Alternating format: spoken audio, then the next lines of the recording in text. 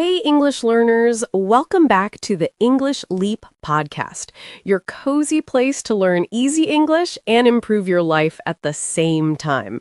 I'm Anna. And I'm Jake. So happy you're here with us again. Maybe you're a little tired, maybe you're avoiding your to-do list, but hey, at least you're doing it in English. Yeah, if you're going to escape your responsibilities, doing it in English is the best way. True, you're kind of avoiding work, but your English is getting better at the same time. And for someone who's talking about avoiding work, you sound extra awake today, Jake. What happened? Did you drink a whole coffee shop? Surprisingly, no. Today I did something very unusual for me. I answered a message without overthinking for 10 minutes. Wait, what? No overthinking? This is breaking news. I know, right? Usually I type, delete, type again, check every word, especially in another language. But this morning, I just pressed record, sent a short voice message, and thought, okay, done. Not perfect, but real. I feel that so much. I also have those moments when I write, delete, and in the end, I don't send anything. Yeah, so much thinking and almost no talking. And I guess many of our listeners do the same with English. They think, but don't actually speak. Yeah, their head is full of sentences, but their mouth is on mute. And that's really what we want to work on today. Because today we're not talking about grammar rules or exam tricks. We're talking about that moment when your brain is busy and your voice is quiet. I know that feeling so well, and I sometimes think, how many chances to practice speaking did I miss because I stayed silent? So today's topic is really close to our hearts. We're calling this episode Stop Thinking and Start Talking. It's all about calming that noisy brain and actually using your English voice in real life. We'll share real stories, simple ideas, and tiny steps you can try. So speaking feels more like talking to a friend and less like taking a test. But before we go deeper into this topic, we want to ask you for one tiny favor. If you enjoyed learning with us, please like this episode and subscribe to the channel. It really helps more learners find the English Leap podcast. And we'd love to hear from you in the comments. You can write one simple sentence. Something like, I'm your name from your country. And one situation where I overthink and stay quiet is... And we really read your comments, and we love to know about you. They help us understand your life and your English struggles. And when you write, your English brain has to work, choose words, build a sentence. That's real practice, not just listening. All right, before we share our stories and tips, let's quickly talk about the level for today. By the way, today's episode is a B1 level episode. So that means it's great for intermediate learners. The English is clear and simple, but still interesting and deep. Not baby English, and it's not super advanced English either. It's somewhere in the middle. And if you're a strong beginner, don't worry, you're still welcome here. Yeah, this episode is also safe for you. It can help you slowly move from beginner English to intermediate English. So wherever you are on your journey, you can stay, relax, and learn with us. And because we love vocabulary, we will highlight some bigger words and phrases from this episode. During the episode, we'll explain them naturally, inside the conversation. And at the end, we'll do a calm little word tour. We'll slow down, breathe, and go back over the important words with simple examples. So stay with us right till the end. All right, let's get started. So, Anna, let's start with a real moment. Do you remember a time when you wanted to speak another language and your brain just shut down? Oh, yes. I remember so clearly. I was in a bakery in another country. I had practiced my sentence many times before. Hi, can I have that chocolate cake, please? Okay. Sounds simple so far. It was simple until it was my turn. The lady looked at me and said something fast in her language, and suddenly my brain felt like someone pulled the plug. Like when the Wi-Fi goes off? Exactly. 1 second, I had full internet in my brain, and the next second, no connection. What did you do? I just stood there, holding my little paper bag. I opened my mouth and said, hi, cake this, please? And I pointed like a lost child. Honestly, that is still communication. You still got the cake, right? Yes, I did. And the funny thing, the lady smiled. She didn't laugh at me. She was actually very kind. But inside, you probably felt embarrassed. Oh, completely. I walked out thinking, come on, Anna, you studied this. Why couldn't you say one simple sentence? That feeling is so real. Yes, and our listeners know this feeling. You study, you repeat, you understand a podcast, and then in real life, your mouth suddenly forgets everything. You know, I had a similar moment on a video call once. Really? Tell me. I was on a call with some native speakers. I knew what I wanted to say. I even said it in my head in perfect English. In your head, right. Right, but when it was my turn, I heard my name, and my brain was like a crowded room. Too many thoughts, no clear door. Like everyone shouting at the same time. Grammar, vocabulary, fear, all yelling together. Exactly. I ended up saying something super short like, yes, I agree, when I actually had a full idea. And after the call, you probably thought, why didn't I just speak? Yes, and that's the thing. Most of us have good English inside. The problem is not the language only. It's the overthinking. That's why today we're not only talking about grammar or vocabulary, we're talking about that noisy room in your head. I think for many people, it starts with fear. Fear of making mistakes. Fear that someone will judge you. When I was younger, I was always scared someone would laugh if I said a word in the wrong way. And judge here just means they look at you and think something negative, like, wow, their English is bad. Even if they don't actually say that, your brain whispers it to you. Right, your brain becomes the strict teacher. Speaking of teachers, I still remember one class at school. A student answered in English, made one small mistake, and the teacher corrected them in a very cold voice. Ouch. The whole class laughed a little, and I watched that student become very quiet after that day. They almost never raised their hand again. And many of our listeners have a story like that. A teacher, a classmate, a family member who laughed or corrected them in a hard way. So now, even when they are adults, their body remembers that feeling. Their brain says, careful, don't talk, it's dangerous. Right, your brain becomes the strict teacher. Yeah, it's like there's a small alarm inside you. Every time you want to speak English, the alarm goes beep, beep, danger, don't do it. I had another moment like that in high school. We had to read a short text in English. I mispronounced one word.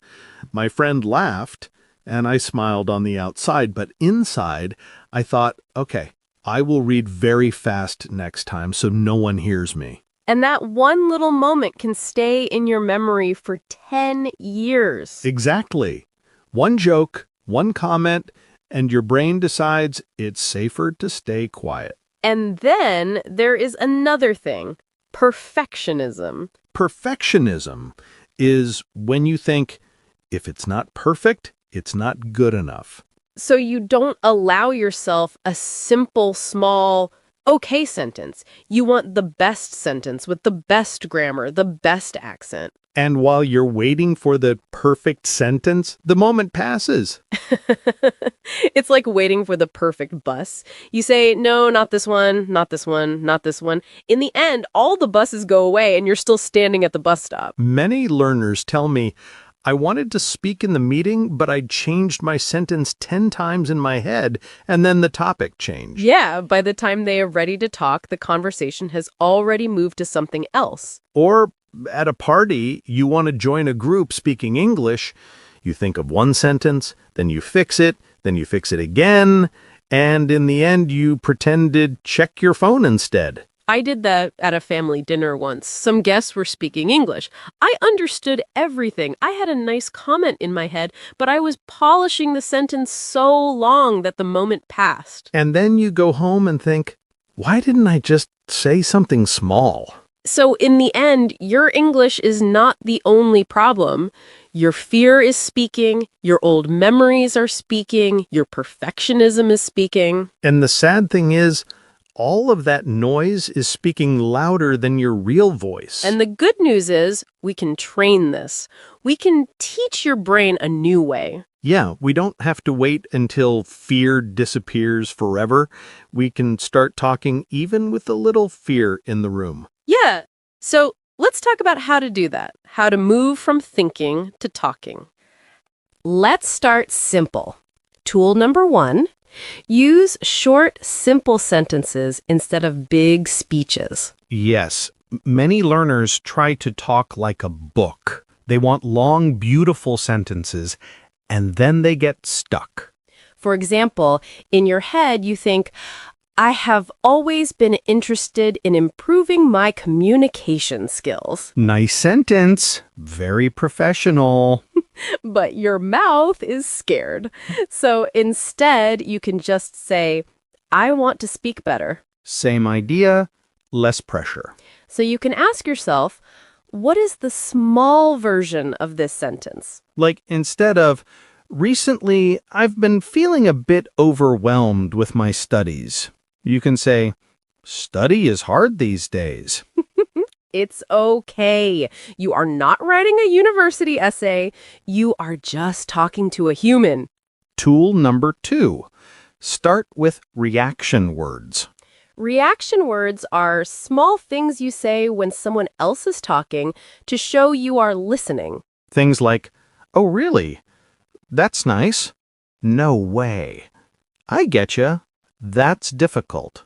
These are short, but they are powerful. They help you start talking, and they give your brain a few seconds to find the next sentence. For example, if a friend says, I'm so tired from work, you can say, oh really? That's difficult. Do you have a lot of projects? You see the pattern? First a reaction. Oh really? Then a small opinion. That's difficult. Then a simple question. Do you have a lot of projects? That's already a good little conversation. Not perfect, but real. Tool number 3. Prepare a few ready phrases. Ready phrases are sentences you practice many times so they become automatic, almost like a song. For work or study, maybe, sorry, could you repeat that? Can I ask a quick question?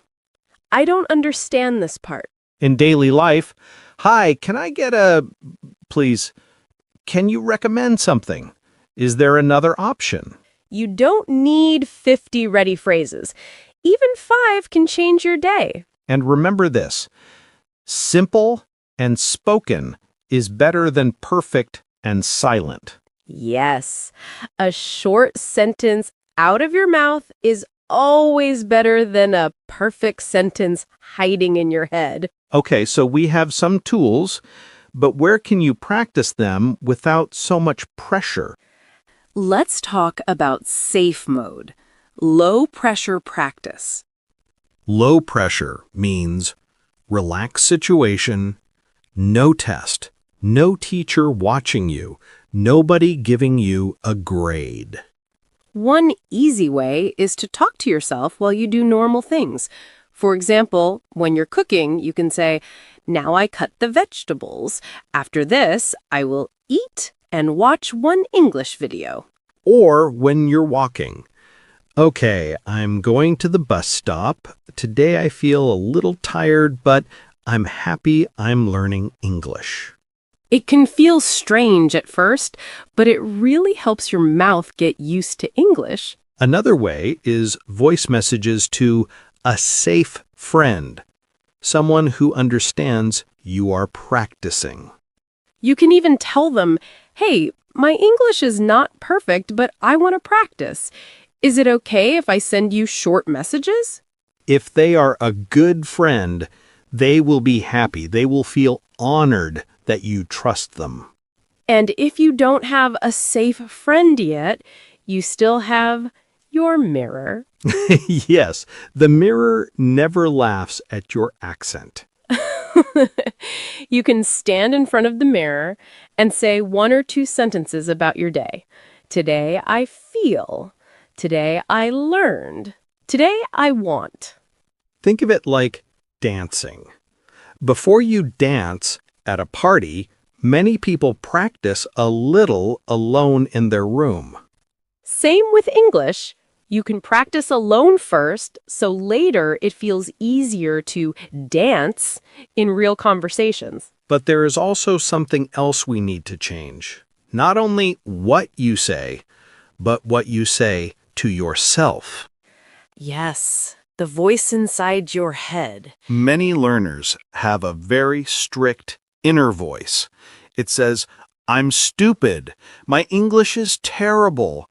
I can't talk." If you talk to yourself like that, of course you feel scared to open your mouth. So let's change that inner sentence just a little bit. Instead of, my English is terrible, you can say, my English is under construction. Under construction means it's not finished yet, but work is happening. There is progress. And instead of, I can't talk, maybe I'm learning to talk more. Or one small sentence is still progress. Progress means you are moving forward, step by step, even if it's slow. And every time you say even one sentence in English, that's a step. So here is a tiny challenge for you. Today, say one real sentence in English. Just one. It can be to a person, or to your mirror, or into your phone as a voice note. Maybe, I feel nervous, but I want to speak more English. Or, today I listened to a podcast to practice my English. Don't wait for the perfect moment. Just choose a small, normal moment and say something. And if you want, you can also write in the comments, one situation where I overthink and stay quiet is, and finish the sentence. When you write that, you are already facing the problem. You're not hiding from it. And we'll read those comments and think, okay, we're not alone in this. We're all learning together. Okay, Anna, before we finish, let's do a tiny word tour. Just a few important words from today. Yes. Let's slow down and look at them one by one. We have to start with the big one, overthinking. Right. Overthinking means you think too much about something, so much that it becomes a problem. For example, I wanted to send a voice message, but I was overthinking every word, so I didn't send anything. Or, I overthink before I speak English in meetings, and then I stay quiet. Your brain is too busy, and your mouth stops. Another word we used is mute. Mute means no sound. If your TV or phone is on mute, you can see everything, but you don't hear anything. In this episode, we said, your head is full of sentences, but your mouth is on mute.